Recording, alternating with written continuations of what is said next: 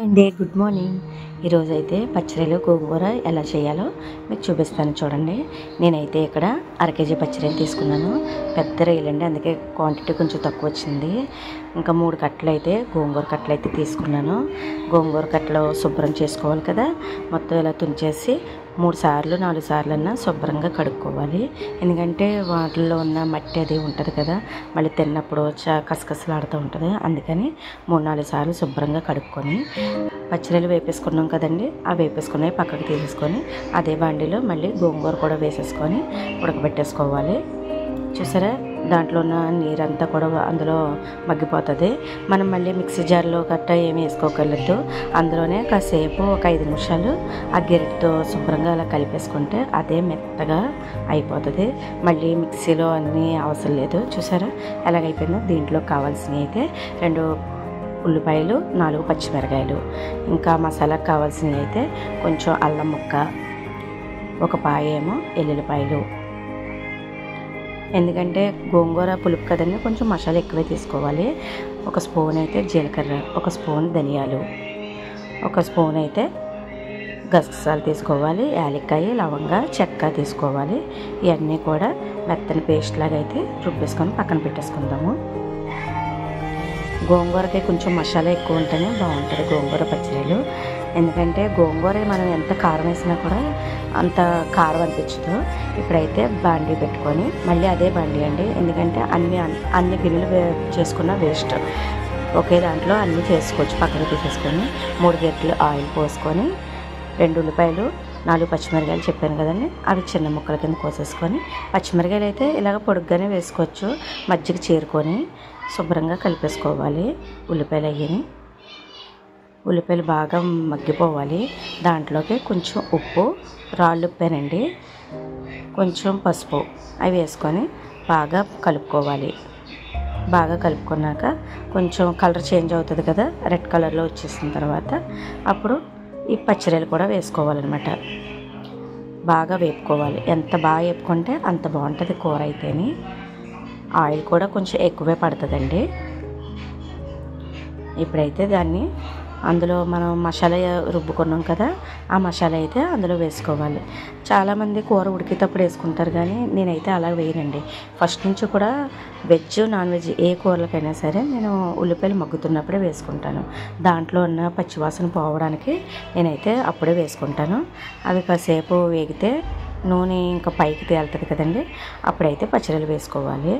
ఇప్పుడైతే కొంచెం బాగా వేగాలి, పచ్చివాసన పోవాలి కదా, మసాలాలో ఉన్న పచ్చివాసన పోవడానికి బాగా వేపుకొని మూత పెట్టేసుకోవాలి. చూసారా పైకి ఆయిల్ ఎలా తేలుతుందో అలా రావాలన్నమాట.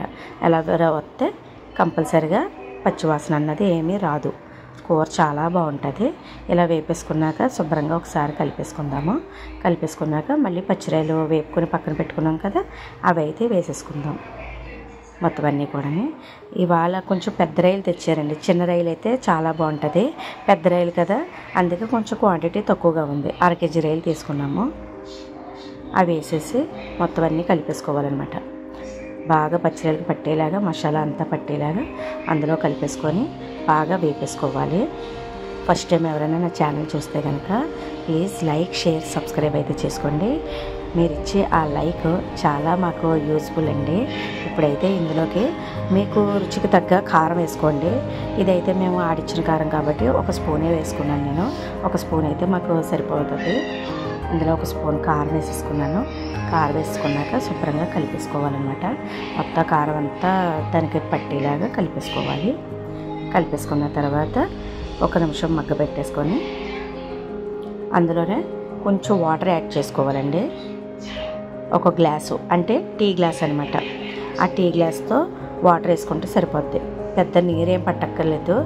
కొంచెం ఆ టీ గ్లాస్తో 1 గ్లాస్ వాటర్ వేసుకొని మళ్ళీ అటు ఇటు కూడా కలిపేసుకొని మూత పెట్టేసుకోవాలి. శుభ్రంగా కలిపేసుకున్నాక, అంటే చాలామంది రకరకాలుగా చేస్తారు, నాకైతే ఇలాగే వచ్చు. అంటే మా అత్తయ్య గారు ఇలాగే చేస్తారు, అందుకని మీకు కూడా నేను ఇలాగే చూపిస్తున్నాను. శుభ్రంగా అలా కలిపేసుకున్నాక మూత పెట్టేసుకోవాలన్నమాట. మూత పెట్టేసుకుంటే పైకి ఆయిల్ తేలుతుంది చూసారా, ఆయిల్ తేలినప్పుడు ఇంకా గోంగూర అయితే వేసేసుకోవాలి. ఇదిగోండి చూసారా ఆయిల్ తేలుతుంది కదా, అప్పుడైతే ఇంకా మనం గోంగూర ఇందాక ఉడకబెట్టేసుకున్నాం కదా, ఆ గోంగూరని అయితే అందులో వేసేసుకొని శుభ్రంగా అయితే కలిపేసుకోవాలి. మొత్తం గోంగూర అంతా కలిపేసేటప్పటికి ఇంకా వాటర్ అయితే ఏమీ ఉండదండి, మొత్తం మగ్గిపోతుంది. శుభ్రంగా అలాగా మొత్తం కలిపేసుకోవాలన్నమాట. పెద్ద టైం కూడా ఏం పట్టదు పచ్చిరొయ్యలు గోంగూరకి అయితేనే. ఎండ్రాయిలు గోంగూర కూడా ఇంతే ప్రాసెస్, కానీ ఏంటంటే దానికి తాలింపు వేస్తాము, దీనికి తాలింపు ఉండదు. ఎండ్రాయిలు గోంగూరకి అయితే కంపల్సరిగా తాలింపు అయితే వేసుకోవాలండి. అయిపోయింది కూర అయితేనే. ఒక 5 నిమిషాలు ఒక 5 నిమిషాలు సరిపోద్దండి, ఎక్కువ కూడా అవసరం లేదు. ఒక 5 నిమిషాలు మూత పెట్టేసుకొని మగ్గ పెట్టేసుకోవాలి. ఒక్కొక్కరు ఒక్కో రకంగా చేస్తారు, నేనైతే ఈ రకంగా చేశాను. మీ అందరికీ నచ్చుతుంది అని అనుకుంటున్నాను. నచ్చితే కనుక ఈ వీడియోకి లైక్ చేసి షేర్ చేసి మీ ఫ్రెండ్స్ ఎవరికైనా షేర్ చేసి సబ్స్క్రైబ్ అయితే చేసుకోమని మనస్ఫూర్తిగా కోరుకుంటున్నాను. ఇప్పుడైతే ఇంకా కొత్తిమీర వేసుకొని దింపేసుకోవాలి. ఓకే అండి, వీడియో అయితే అయిపోయింది. Bye bye.